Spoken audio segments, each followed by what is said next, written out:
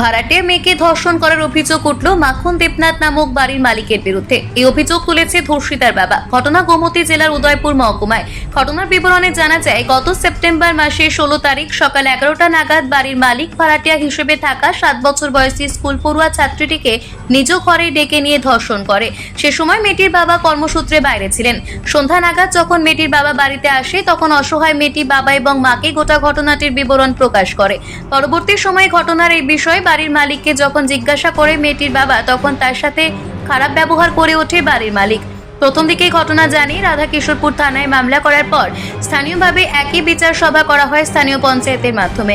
মেয়েটির বাবা অভিযোগ করেন, সে সময় তাকে অনেক চাপ দিয়ে মামলাটি তুলে নেওয়া হয়েছিল, কিন্তু তারপরেও তার উপর নানাভাবে হেনস্থা শুরু হয়। পরে বাধ্য হয়ে সোমবার রাতে আবারও ধর্ষিতা মেয়ের বাবা পুনরায় দ্বিতীয়বারের মতো রাধাকিশোরপুর থানায় ছুটে আসে এই ঘটনায় অভিযুক্তের বিরুদ্ধে মামলা করার জন্য।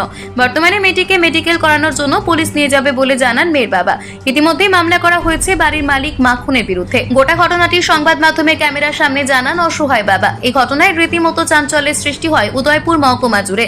এক প্রকারই ন্যাক্কারজনক ঘটনাকে ধামাচাপা দিতে মরিয়া শাসক দলের নেতা থেকে শুরু করে মহিলা থানার একাংশ অফিসার। তাছাড়া মেয়ের বাবা জানায়, পুলিশ বলে দিয়েছে সংবাদ মাধ্যমের সামনে যাতে এই বিষয়ে কোনো ধরনের কোনো কথা বলা না হয়। মন্ডল জড়িত আছে, মন্ডলের কয়েকজন লোক, আর এই বাগিনা লাগে অমর দেবনাথ, আর রাজকুমার দেবনাথ, আবার আরো কয়েকজন লোক আছে, তার নামটা মনে নেই। এখন আপনি কি চান? এখন আমি চাই কেস সুস্থ বিচার।